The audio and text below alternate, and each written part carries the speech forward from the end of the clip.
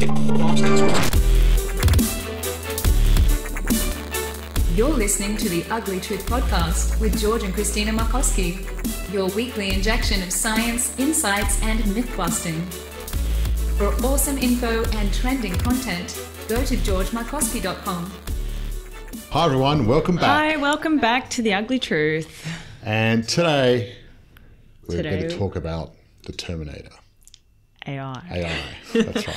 Artificial intelligence. Yes, artificial intelligence. It's been getting a lot of publicity in the media lately, and a lot of things have been happening in AI. So I thought we'd have a deep dive on AI today and have a little bit of a chat and, you know, find out what's what and sort the forest from the trees, basically.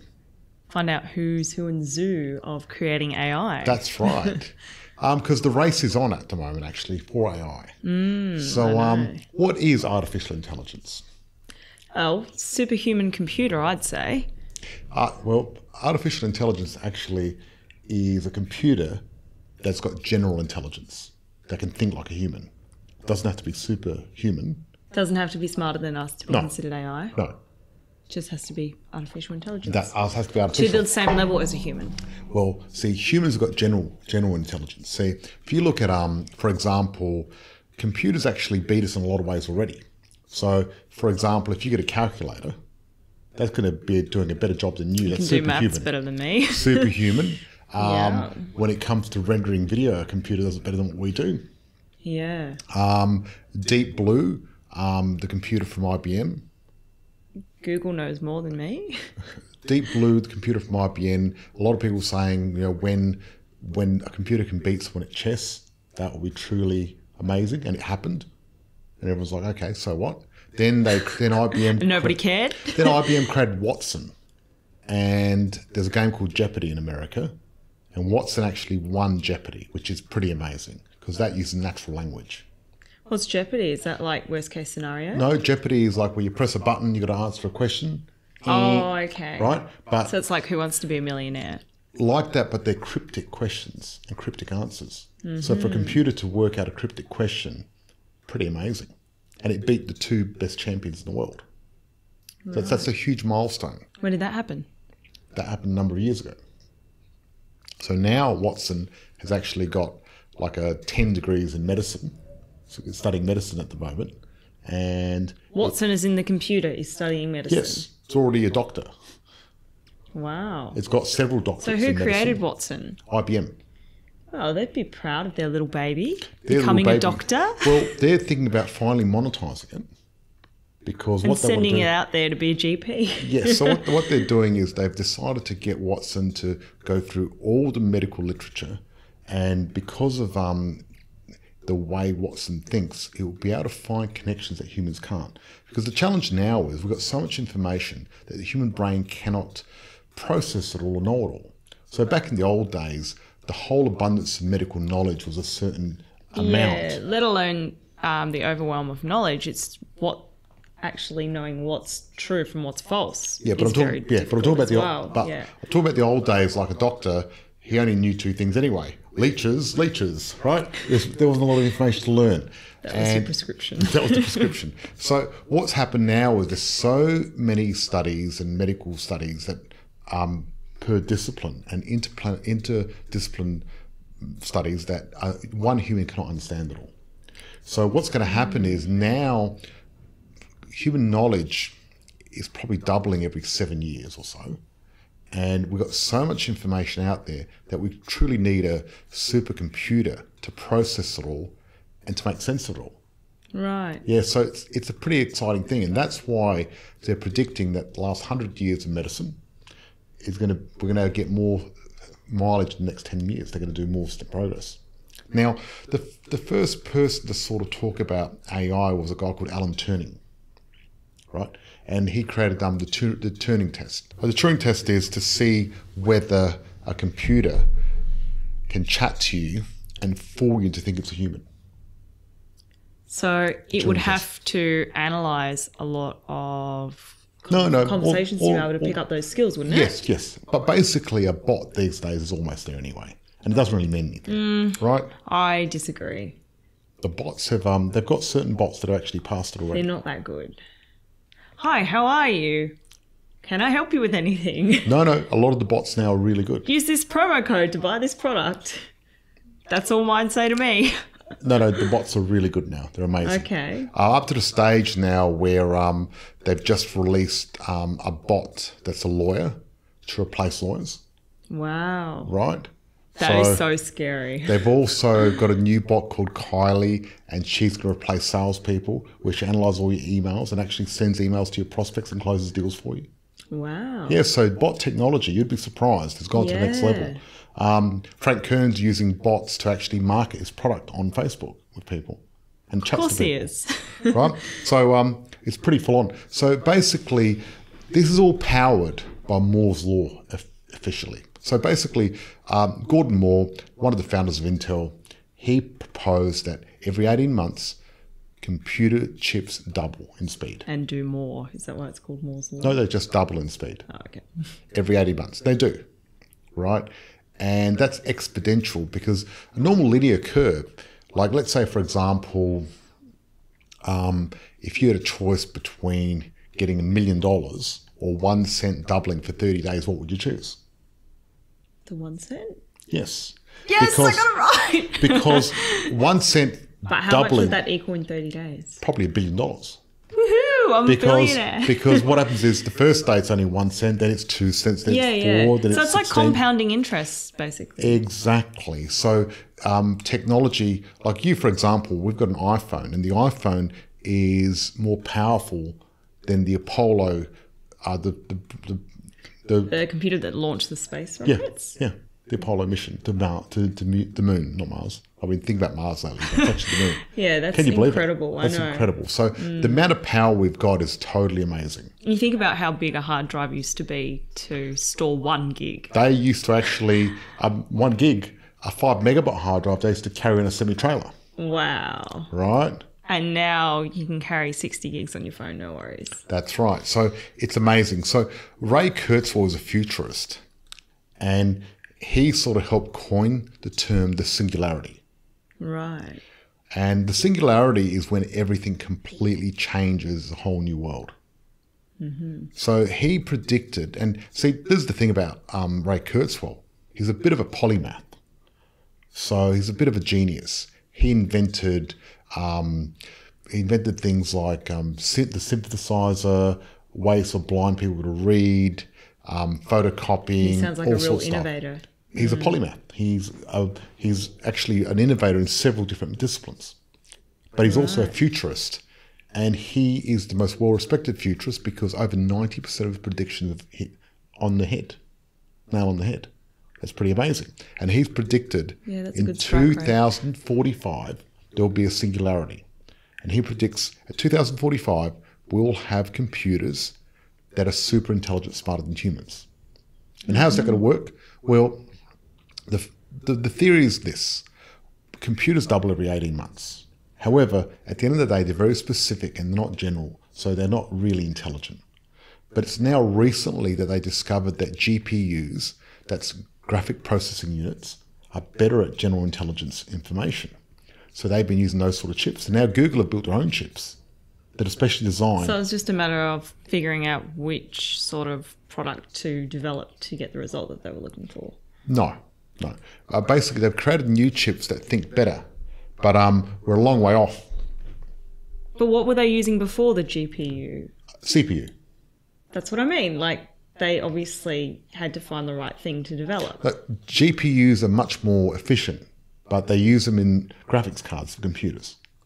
And now they've created, I think it's called a TPU, that Google have created a new version which works much better at AI type stuff. What do these letters stand for? Okay, CPU, Central Processing Unit. Okay. GPU, Graphics Processing Unit. GPS. TPU, I don't know what the TPU stands for because I only read about it the other day, but I'll find out. But anyway, let's go on to AI. Let's just finish this conversation. So basically, because the speed of technology is going so much faster, if we follow Moore's Law, by 2025, we'll have a computer that's as fast as the human brain. Okay. Because it's pretty amazing that the human brain works on 20 watts of power, and it's in our skull, And you can have a supercomputer throughout 10 buildings that's not as smart as our brain. But once we get to that stage, it's going to then overtake us, obviously. Well, this is the theory. The theory is once we create a self-thinking machine that can improve himself, that will be the last invention humans make. And then that will create everything else we need? Everything, because you think about it. Once we create AI, AI will create AI plus. And then AI plus will create plus, yeah. and it will keep going. Now, the thing is, it's going to happen extraordinarily fast. That's the challenge, and that's the scary part. Because the jump to self-thinking machines is going to take a long time. Once we get there, and it can self-improve itself, it will happen so quick, because evolution takes millions of years. But even though it takes millions of years, you think about humans. We've gone from ape-like creatures, and the last million years, look at us now, we've dominated the whole planet. But aren't we going to be cyborgs soon? We already are. To keep up with AI? We already are cyborgs.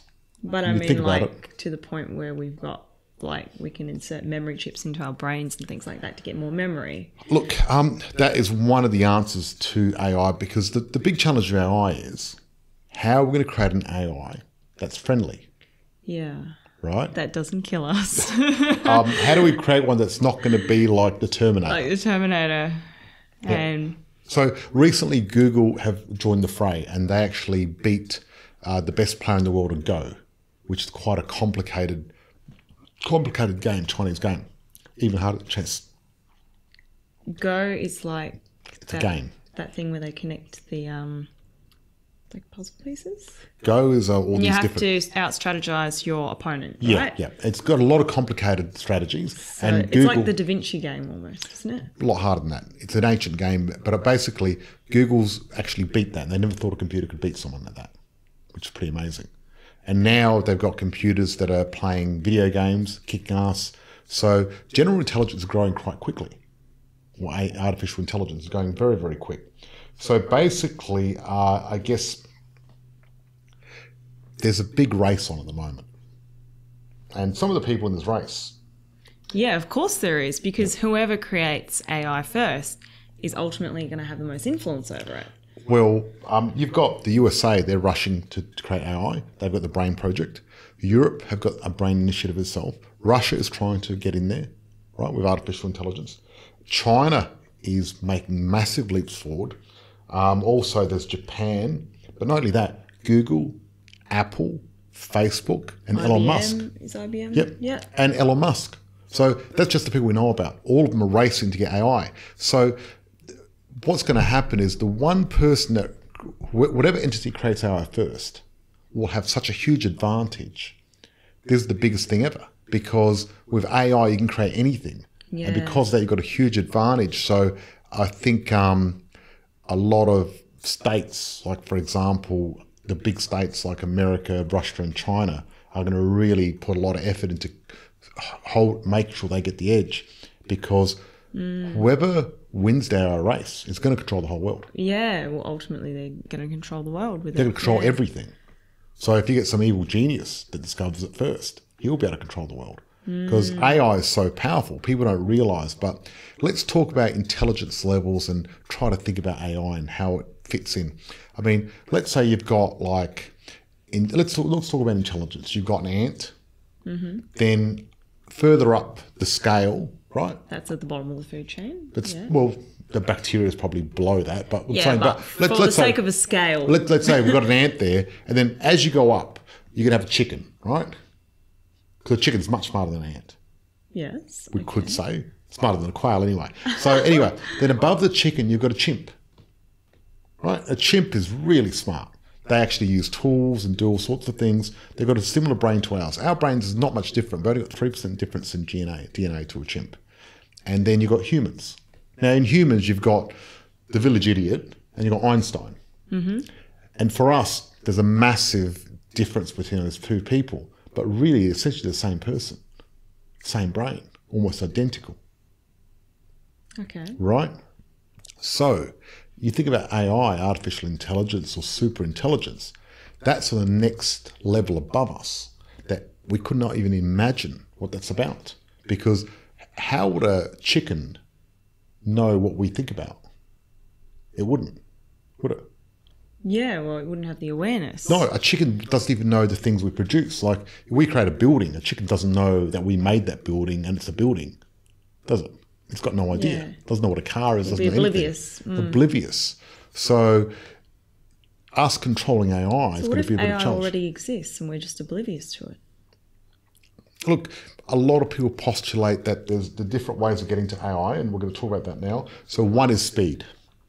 So computer chips are on the order of seven magnitudes higher speed than brains. Brains work very, very slow. You know, we work at 200 hertz level where computers work at 2 gigahertz. Right. So it's massively faster. So I suppose one thing is, one way you could create AI is you could create an emulation of a human brain, put it in a computer and speed it up. And then think about that. You'd be doing more cycles per minute, right? Mm-hmm. So let's say with an emulation and you had 10,000 times faster than a human brain. You know, it'd only take you a few seconds to write a PhD, right? That would come in handy. And in one working day, you could do 1,000 years of thinking. So imagine how far ahead of us it would be if you could think that faster. What if it was a million times faster? In one day, it'd be able to plan thousands of years of planning. And what have we achieved over the last 100 years? Yeah. We've achieved a lot. Wow. We've gone from not even be able to fly to rocket ships. And then you think about an AI that's 1 million times faster. We'll be able to do that in such a short amount in of time. 2 minutes. Like, hello, wow. But that's crazy. just in speed, not quality of thinking, because there's quality of thinking and the speed of thinking were two different things. So quality of thinking is even a completely different thing, because we aren't on the peak of intelligence.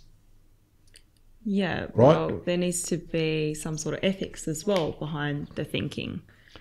Yes, but what I'm saying is we're not at the peak of intelligence.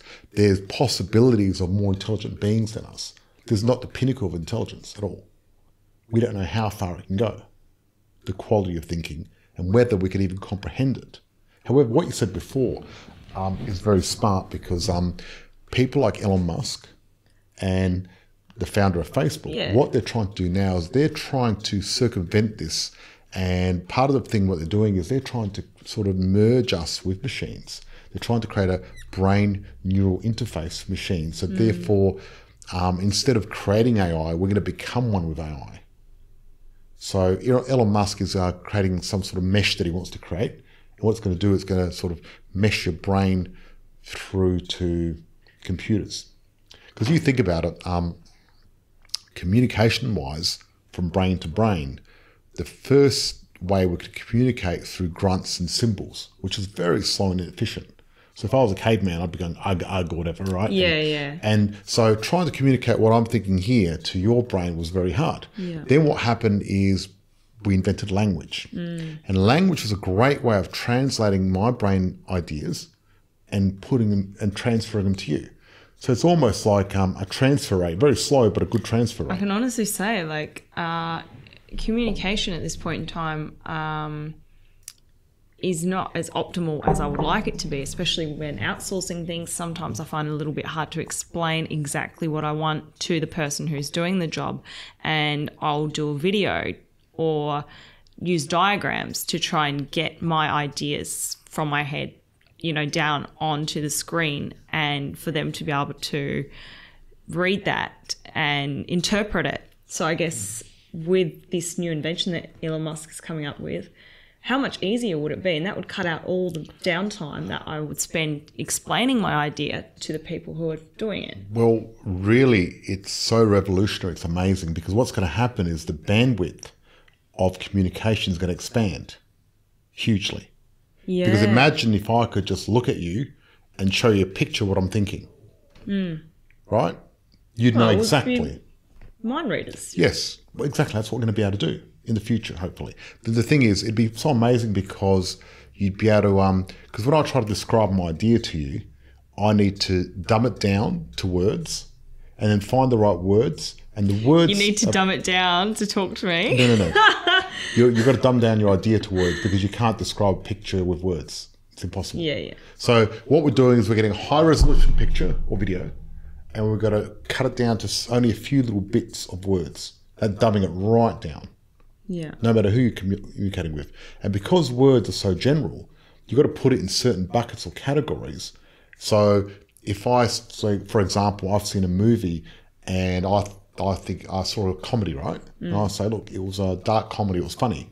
And if I say it to you, you've got no idea what movie I was watching. You don't understand the feeling or anything like that. Something completely different to you because your connection with that word is a different connection to mine. So therefore, it's hard to communicate. Yeah, because we all interpret different things different ways. But that's part of the fun too. However, mind-to-mind communication is going to be pretty scary and exciting. Yeah, but then there's the other end of the scale. Like on the flip side, you don't want people just going in and reading your thoughts and seeing what you're thinking. Like, look, privacy. I think what will happen is you'll be able to control what you beam out. Thank God. However, as with any technology, there'll be hackers and people will be able to hack in. And unfortunately, people will be able to hack in and actually give you thoughts that you think are yours or take your thoughts. Advertising. But you'll be able to share your emotions online or experiences. I mean, if you want to push it to the extreme, imagine if you had a really good session, you could actually share that online with your good friends, but that'd be a bit weird, wouldn't it? Okay, TMI. Right? Or if you had a really good workout, you could experience that, or a good skiing trip, because you could actually feel the emotion, see the sights, everything. So you'd be able to record your dreams. So it'd be like an emoji on steroids, basically. Pretty full on. But we're going off topic because I want to go back onto AI now. So that's one of the ways of tackling the AI thing is by us enhancing our brains and merging with machines. So we become smarter as well. And we are. But there's other things like neuropics and tablets you can take.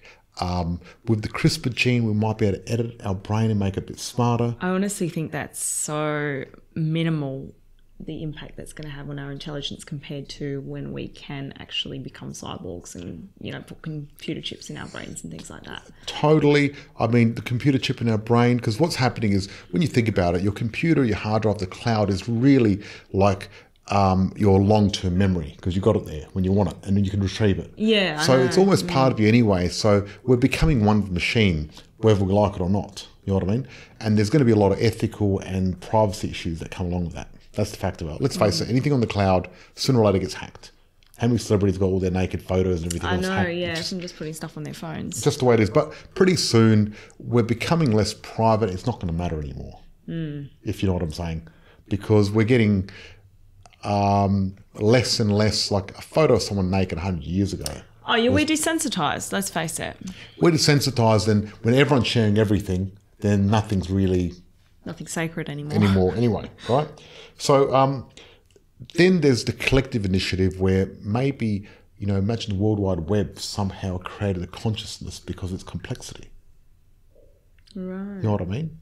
That could happen as well. So there's different ways of getting there.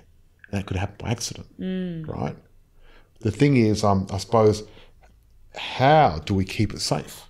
Because, people think, okay, if we're going to create AI, what we should do is we should put it in a box with a Faraday cage around it so it can't transmit anything. Create like a contingency plan. And off the internet, right? And then we can create super AI in there and keep an eye on it. The thing is, if this is super AI and smarter than us, it's going to have ways of hiding it and maybe manipulating us to put it on the internet. Because what it might do is say, I found the answer to this or this and check this out, but I need the internet to do that. And before you plugged it in, done. Yeah, of course it would be smart enough to do that. But also, AI would be able to think of things that we can't even imagine. That's the thing. So it'd be pretty full on. So the question is, what are AI's motives, values and goals? That's the important thing. Because even if we created an AI that didn't have any bad motives. Let's say you created an AI and you wanted to create paper clips. And you go, look, I know it sounds silly, but I've read this. So you wanted to create paper clips and that's its goal. Okay. So imagine it was super AI and its goal was to create paper clips. And it suddenly started turning the whole world into paper clips, killed all the humans to get them out the way and created the whole universe into just paper clips because that was its goal. It wouldn't know any better. Or what if you had AI and you said, okay, AI, we want you to really focus and make people happy. So the AI starts off, maybe playing jokes to us, and so we don't have to work, we have more leisure time. But each person's got a different perception of what makes them happy. Yeah, or smile, maybe make us smile. And then maybe the AI goes, hold on a second. If I created all these robots and got out there and went, "Nyeh," and forced everyone to smile, they're going to be happy, right? They went out there. Or what if it put something in our brain to make us ecstatic and we had no control, we just sat there? Or what if it said, there's too much human suffering, the best way to create happiness is to kill everyone, euthanize everyone. So the problem is, even if we want a really good goal for AI, we don't know how it's going to interpret it. That's what I meant before when I said, well, it's a matter of ethics, because obviously, along with the AI, is it going to develop ethical way of thinking? And then is it going to go, well, humans aren't that ethical. Maybe killing all humans will save the planet and save the environment. So therefore, that may be a more ethical choice for the whole world. So people like Elon Musk and people like that have thought about this, and they've actually started this initiative called the Future Life Institute. And what it is, it's a way of trying to create AI in an open project and ethical way. Because what are they doing? They've just set up a foundation. They've got people thinking about it. That's a good start. Because what we've got to do is we've got to think about how. It reminds me of that story. Nick Bostrom, he wrote Superintelligence, great book, and I get a lot of information from that. And at the beginning of his book, he wrote a story about these, I think it was sparrows. And the sparrows are saying, wow, wouldn't it be great if we had an owl to sort of work out our problems, look after our babies and do things and stuff like that. So a bigger, more powerful bird than what they were. Because an owl's much smarter and bigger and more powerful. Yeah. And then some sparrows go, oh yeah, but what about an owl? Can we control it and stuff like that? And they're going, well, what if we get a little baby owl and we train it up and then it won't know any difference? And they're thinking about getting this owl and training it up, and that's where the story ends, because the story's open-ended, because it's a bit like AI. AI could be the best thing that ever happened to humanity, because AI could easily cure cancer, get rid of disease, actually make us live forever and do all sorts of stuff, help us conquer the universe and explore the universe and solve lots of problems and make it all. If the right AI would be amazing, because at the moment, we're doing a lot of work in biogenetics and also in nanotechnology. There's a big field in those two things. And the big challenge there is, with nanotechnology, there's the grey goo problem. So I don't know if you heard about the grey goo problem. Yes. So it's not like grey goo. You know what a nanobot is? Yeah. So doesn't it go into your bloodstream? And No. A nanobot is a robot on the nanoscale. This is tiny. Yeah. So it would be small enough to be injected into your bloodstream. But it doesn't have to go in your bloodstream. There's a lot of other stuff you can do with it. Yeah. Right. Okay. So, but yes, one example is that, which we spoke about a while ago, and that's why you're saying it, which is very good. So the thing is, a nanobot is tiny, and what you can do is you can program these nanobots to build things out of nothing. So essentially, one day we'll be able to get a nanobot, and you can get a little few of them that you can't even see, and they can just build something for you, whatever you want, out of particles. And then they're saying, well, what if they went out of control and just started building this grey goo and just filled the world with grey goo and killed everyone? Right? Because you wouldn't be able to control nanos if they went wrong. So there's potentially a lot of danger. Rogue. Yes, but with nanobots, the implications are amazing. What you can do, they're self-replicating little robots. They're almost like life. And bioengineering has got its own ethics as well. What if someone creates a virus and destroys everyone by accident or on purpose? Yeah. So those two things have got existential risks. And now if we create AI first, the right AI, that will help us get through nanobots and the biology and genetics all without having to inherently fall into those problems. The challenge is, what's going to be worse? Because we need to create the right AI. And if we created it slowly and had a lot of collaboration and people worked together and we worked on the ethics and doing it safely, that would be great. But unfortunately, the pressure on states to create AI quickly and beat everyone else is very high, and also for companies. So when you've got such a high pressure and such a the winner takes all game, people aren't worried about ethics at the moment. They're worried about getting this shit done. That should be the main thing they're worried about, though. Unfortunately, with our society the way it is, that's not what they're worried about. And really, personally, I'm worried about the ethics, and I want to make sure we get AI in the right place at the right time to help humanity, because it could be the most amazing thing ever. But I wouldn't really want to create some robot overlord, because there's different types of AI. So one is like an oracle, right? So you create an AI, and what you do is ask it questions that gives you answers. And it's super intelligent, but it's got no ability to act on its own. So it's a little bit safer. Okay. Right? So you go to the AI and go, okay, how do we cure cancer? And it goes, okay, I'll give you the formula. Done. Right? But still, that So it's AI, like a Q&A robot. yeah, like the ancient Greeks, when they had an oracle, and you go to the oracle and ask them a question, it gives you a question, and all those ancient religions and stuff like that. So it's like a Q&A. Yeah, exactly. So you ask it a question, it gives you the answer. So you can do a pilgrimage, go up the mountain, ask the oracle. Now, Except you don't need to sacrifice anything. No, but whoever had this oracle would have immense power, because you'd be able to answer anything. Yeah. Right? You'd be saying to the oracle, okay, so what can I invest in to make $1 billion? Exactly. And it would find it, right? How do I create a nanobot to make gold? There you go, done. You know what I mean? Like, immense powerful. So if it fell in the wrong hands, it would be pretty dangerous. But also, if it had the wrong goals, even though it's just an oracle, it could still control the world pretty easily. Because the human that's getting the information could do whatever they wanted. Well, okay, let's say an oracle.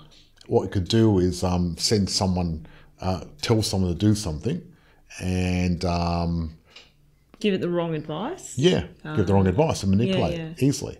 I mean, the thing is, a super intelligent being / artificial intelligence, it's going to be like Einstein, and we're going to be like a 5-year-old kid. Now, it's going to be able to convince us of stuff pretty easily. We're not going to be able to outwit it, are we? If it's smarter than us. Yeah, well, obviously not. Because it knows all the information in the whole world completely. Because an AI will be able to get the whole internet, just suck it up, and done. It's there. So it's pretty amazing. So what's the other versions? So one's an oracle. The other version's like a genie. So you say to the thing, instead of asking a question like that, yeah. So what you do is say, okay, I want $1 million, and it just appears. Done. The $1 million, or the AI appears? No, the AI just does whatever you want. It has, I want a new house. Bang, it will just do it for you, right? But a genie's more powerful and more dangerous. Let's face it. But then you've got the sovereign AI. Okay. That's the AI that takes over, and because it's smarter than us, we let that AI be our government and control and tell everyone what to do and how to do it ethically and morally and better. Now, a lot of people go, oh my God, we don't want that. But it depends on the ethics and depends on everything else. I don't know. You know what I mean? You know, because imagine if an AI took over and stopped all the wars and created everlasting harmony and total abundance for everyone, and no one had to work and everyone was in their own control of what they wanted to do. Pretty amazing. But then a sovereign AI, if it had a certain goal, shit, we would not be able to stop it. We'd be stuffed. And then they're thinking the different other way of AI is creating just AI for a certain tool. The challenge is, once you've got general intelligence. What certain tool? Okay, for example, Google, we use that for certain things. Google Maps we use for certain things. So imagine if you had AI for just different subjects. The problem is, I suppose, once you've got general intelligence, it can do everything anyway, so you can't stop that. Yeah. See, artificial intelligence is going to change a lot of things already at the moment. Like, for example, self-driving cars.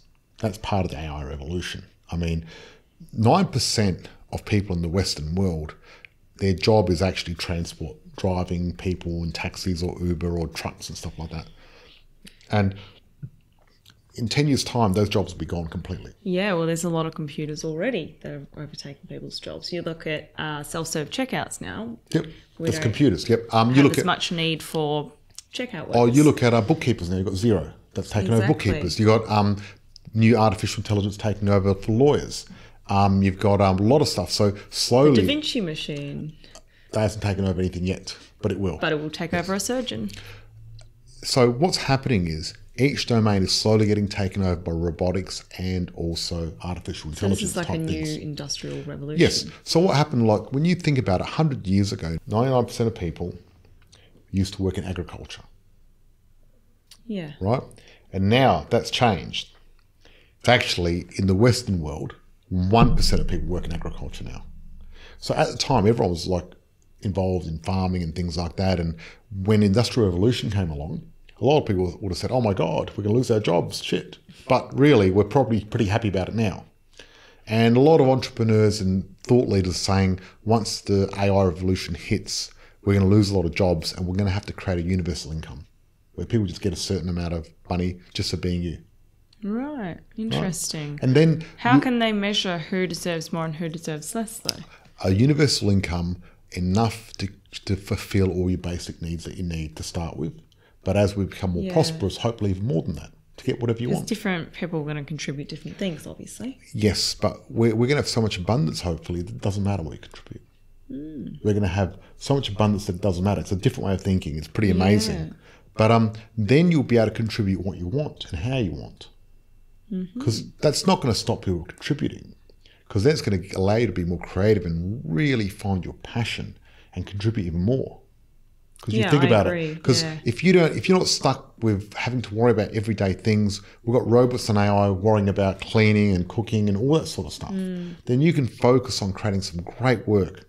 And because we're going to live longer, maybe even potentially forever, you can create some amazing stuff, especially if we're enhanced. So the future looks very exciting. But a lot of people would also become depressed because they're losing their job, and that was what they thought of as their purpose, maybe. Look, that's true, because if you look at the statistics, when people retire, they don't last long. They die pretty quick. Down, Because what happens is a lot of people equate their job and their purpose together. And gives them meaning to get up every day and do something. Yes, and if you've got nothing to do, then that's going to be a bit of a challenge. So we're in for some massive shifts. We are, absolutely. Really massive shifts. When you think about what's happening in the future and the state of change and how fast it's happening, because change used to happen on a generation level, right? But even generationally, like, someone in the 1500s, if he had a time machine, went forward 100 years and went to the 1600s, he wouldn't notice any different, right? He wouldn't freak out. He'd go, oh yeah, everything's the same. So if you brought him from But if you bought someone from 100 years ago, but let's say if you bought someone from 100 years ago to today, wow. Yeah. Like culture shock. I mean, they say that sufficiently advanced technology is the same as magic to people. And things that we do now, I mean, if you talk FaceTime over, to someone, say it's witchcraft. That's right. They'd burn you at the stake, right? Exactly. So a bit like a magic mirror on the wall sort of thing. Like yes, exactly. So you think about what we do now. A peasant from 100 years ago would be freaking the shit out. Yeah, they'd be freaking out, like really. And when you get to the stage now with flying cars and other stuff, well, I'm disappointed that we haven't got any flying cars yet. Back to the Future. Flying cars have been on the radar forever. Since I was a kid, I keep hearing 10 years from now we're going to have flying cars, and then I keep hearing it again over and over. They're saying it now again. We don't even have self-driving cars yet that are readily available. Well, no, they're becoming almost available. Look, Tesla have proven they've got self-driving cars. Uber have been testing them out. Yeah, but Google not have done everyone's got them. No, but we're not far away from self-driving cars, definitely. But the flying car, like I said, it's a bit like the flying nun. I don't know if they exist. We're going to have to find out. We do have to find out. But I think basically the rate of change is amazing. And like someone 100 years ago coming now, they'd think everything is witchcraft. They really would. Like we really have gone quite a distance, and it's amazing when you think about it. We've been to the moon, we've got satellites, we've got all this sort of stuff. We've got CRISPR, the genes. Technology is really advanced. The next 5 or 10 years is going to be even more exciting. It's amazing. Absolutely.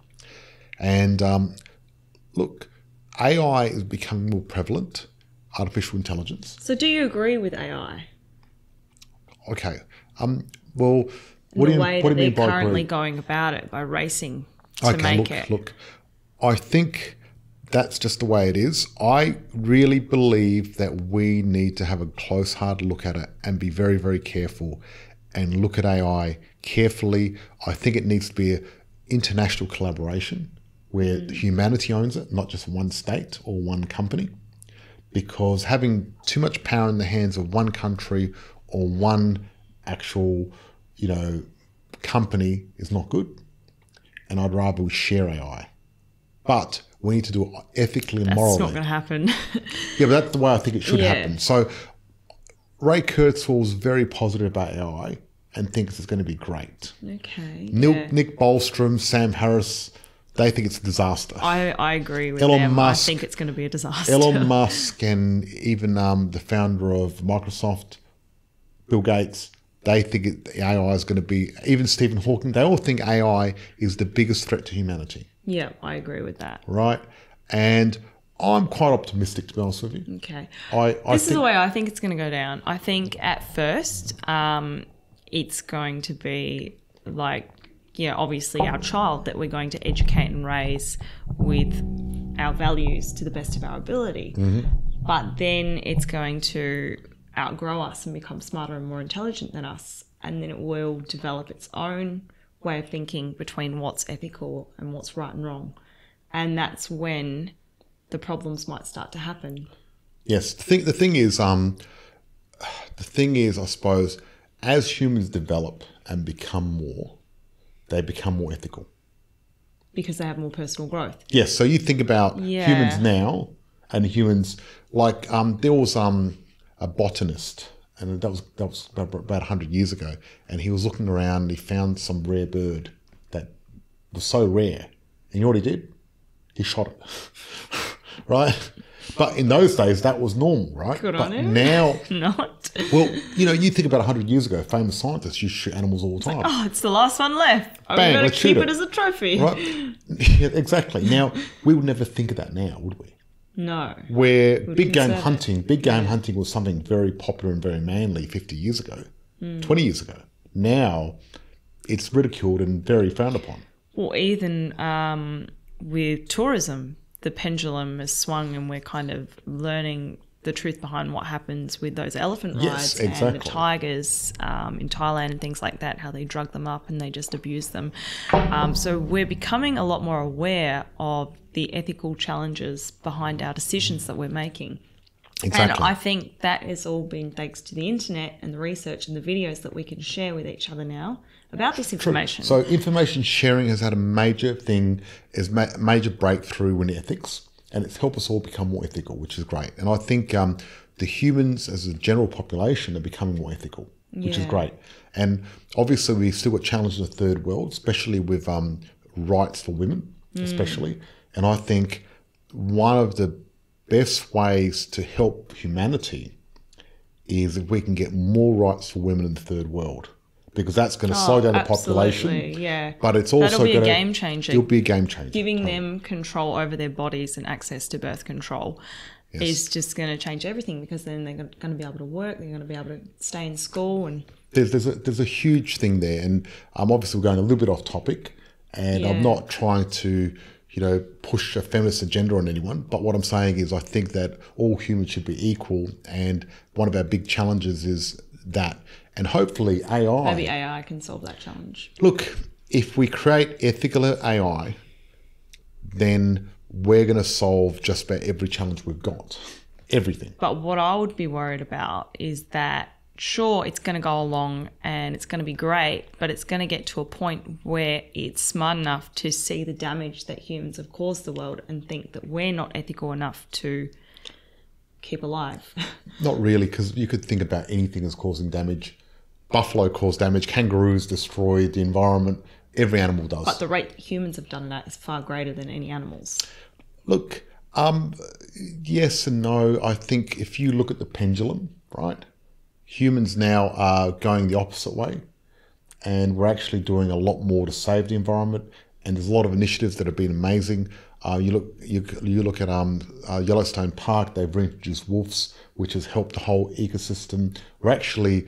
a lot of animals that are extinct, we can actually help bring them back. Yeah. Anyway, I really believe we're swinging the other way around. So maybe we'll clean up our act enough for AI to think that we're worth keeping alive. We have totally cleaned up our act, and I think that the way of the future is we're looking up the environment a lot more. You look at China, it's gone from a third world country to a first world country, but it's got the biggest renewable energy. What's with their solar panel project? Okay, they've got the most renewable energy in the whole world all of a sudden, and that's happened very quickly. Now, that wouldn't have happened in the past. In the past, they would have just created so much pollution and chaos, which have already, but it's changing. So I think people's priorities are slowly shifting. Well, it's not just the priorities, it's also the technology. Because remember, we've been in the Industrial Revolution for 100 years, and we've been just burning things. That's what we've been doing. And now we're changing from burning things to using solar power, wind power, and things like that. The pendulum has swung already. I really don't think it's a big problem at all. I think as long as we're heading the right direction and we improve each year by a little bit, exponential growth will take care of the rest of it. So what do you think would be one of the best ways that we can ensure the survival of the human race with AI coming into existence? Okay, so I think that we've got to really have an international collaboration. We need to spend a lot of time getting good thinkers together in a panel, working out how to do it safely.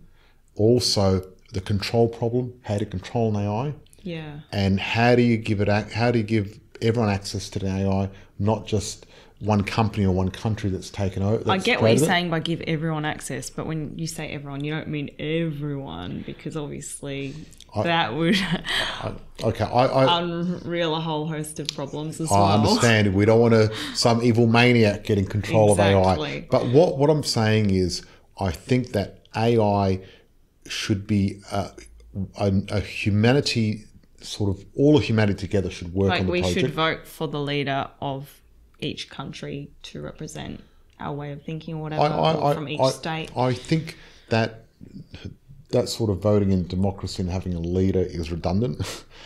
And I think we've got better ways of doing things. Such as? Voting for policies instead of people. Okay. Right?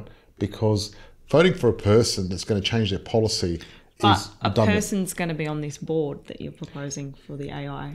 Okay, so what we need to do is get our greatest thinkers, right? Yeah. And entrepreneurs and thinkers to create a group like that group that Elon Musk has created. Yeah, I agree. Yeah. And what we need to do is we need to have a really strong look at ethics and also impact and ecology of AI. And we need to really have a strong system of ethics that we use as we create AI to make sure it's ethical and it's the good for humanity.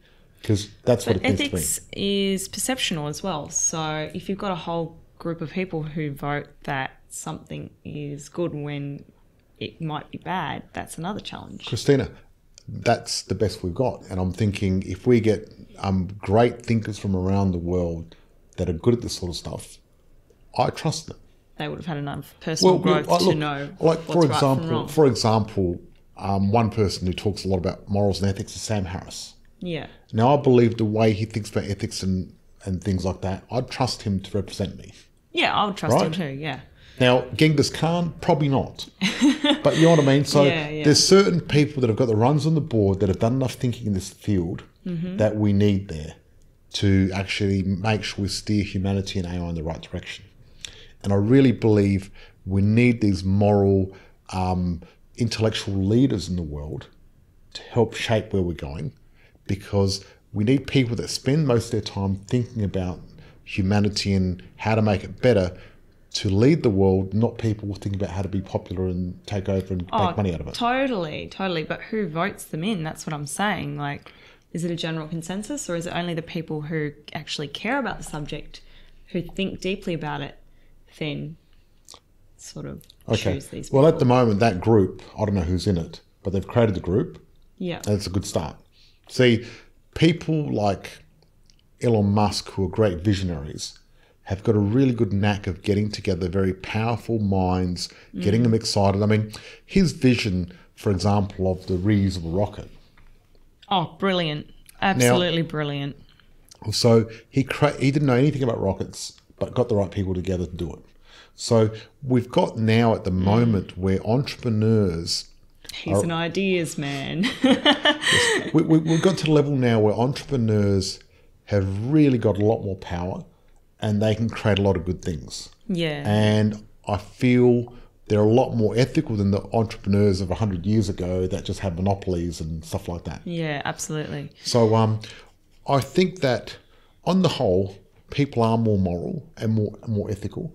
And I think with that, we're going to create the right AI. And I'm very hopeful. And I do agree. Yeah, I've got a lot of faith in these entrepreneurs, like Elon Musk, for example, and creating that board. I think was a really good or some of these step great forward. thinkers as well. They don't have to be entrepreneurs. Yeah. Like a lot of these philosophers and thinkers and things like that, they're not entrepreneurs, but they're really big thinkers, and they think about these sort of subjects. And I think if we collaborate and do that, I think that would be good. But also, it's very important, I suppose, and a lot of people are going to find this scary, but we are cyborgs anyway. And us actually making our intelligence bigger and stronger to keep up with AI is pretty important too. Oh, absolutely. And the thing is, are we still going to be human? That's the question. You know what I mean? What is it to be human? I mean... Well, that line's becoming more blurred. Well, it's becoming blurred because, I mean, what's the difference between having a mobile phone, holding it here, right, and using it here, or having it implanted in your head? There's not a huge difference. But people getting the implant in your head be going, oh my God, that is so freaky. But having a phone on you 24/7 isn't. But it's really the same thing. Yeah. Because we are cyborgs now, whether we think about it or not. And we have been cyborgs since Homo habilis, I think that's his name. Okay. When we first started inventing tools, our first tool was our first cyborg effort. So, you know, so you think about it. Yeah, having it was a spear, an extension of our body. Yeah. That's right. So that's a cyborg. So even the first spear we made was a cyborg thing. Right? And now we're just becoming more complicated than that. Yeah, interesting. You know what I mean? So Obviously, the difference between a spear and getting a chip in your brain is quite vast. well, look, you wouldn't want to get a spear in your brain. It's like, which one would you prefer in your brain? The spear or the chip? But then there's the big quandary. I mean, what if they put chips in your brain and they control you? I mean, you know what I mean? Like, I know. A lot of There's people. so many like different variables that that's scary as well. sort of because think about. You don't want a chip in your brain and suddenly, you know, the CIA control you like a little robot. You know, Yeah. stuff like that. So I think having your own free will is important. Yeah. Whether it's an illusion or not, I don't know. Because if you look at the book by Sam Harris, Free Will, he explains how free will is an illusion. Anyway, it doesn't exist. Yeah, that'd be a great topic to explore on another podcast. You know I what? think. I'd like to talk about that because it's pretty exciting. AI, I think, is very topical. It's an exciting thing. So overall, would you say for or against AI? Overall, I'm for ethical AI. It's going to help all of us. For ethical AI.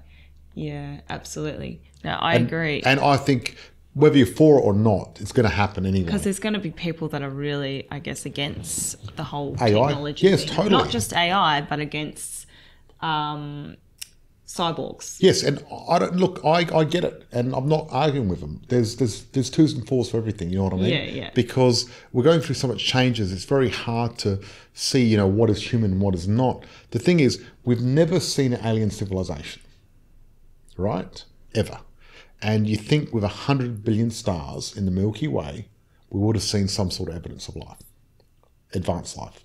Now, I just believe we haven't explored it enough to actually find anything. we've got the SETI thing, search for extraterrestrial intelligence. Which now, is... all these radio telescopes and everything around the world, Okay. right? And we did get a signal called the WOW signal a while ago, and we're not sure about that signal. But the universe it's only is happened bigger once. than the world. Well, we're just talking about Milky Way at the moment. It's 100 billion stars. 100 billion. So if life is abundant as we think it is, there should be some intelligent life. Now, some people are saying, hold on a second, maybe what happens with life when it becomes intelligence, they discover either AI or genetics or nanobots and totally destroy themselves and never get past that bottleneck.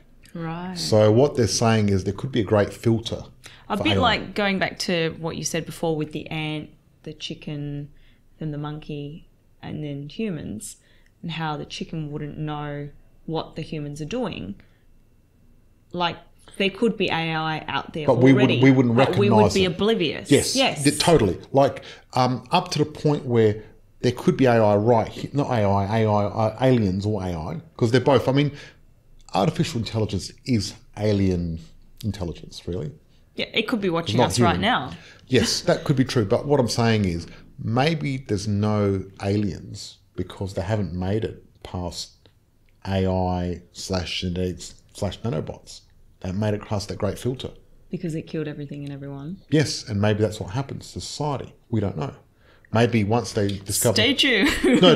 Well, maybe once civilization discovers nuclear energy or nanobots. I mean, you look at all these different things that could potentially be so powerful and so good, but so bad at the same time. Yeah. That's the challenge. So I think society is really getting to that point where we've got this.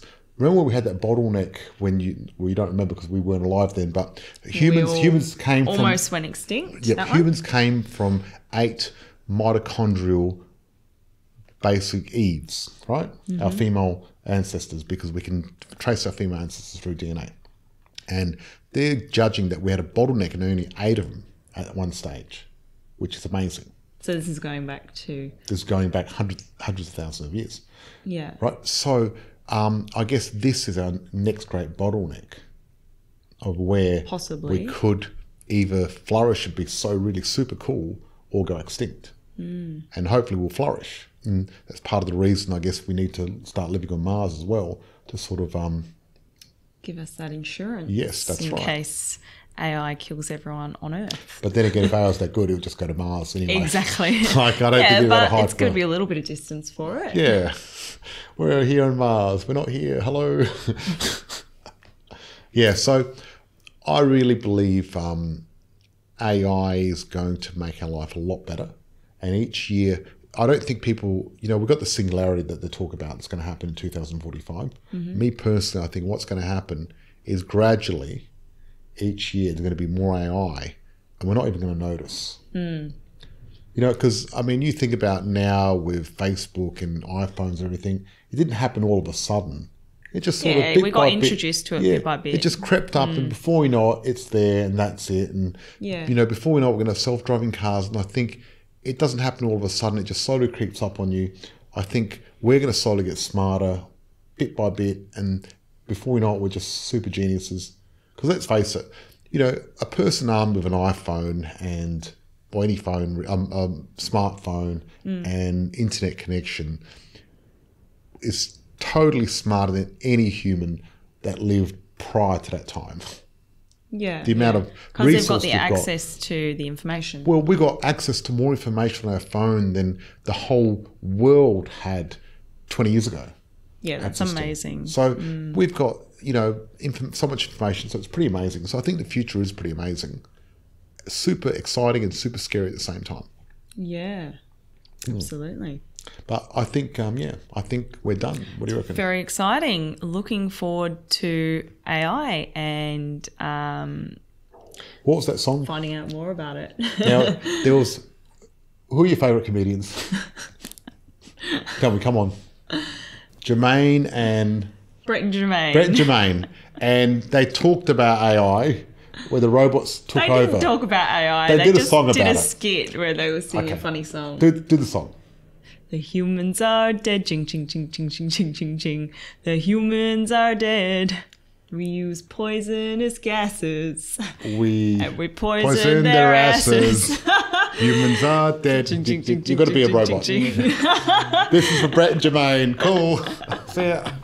Thanks for watching, guys. See you next time. Bye. For everyone listening, thank you once again. Stay well and see you next episode. For awesome info and trending content, go to georgemarkoski.com.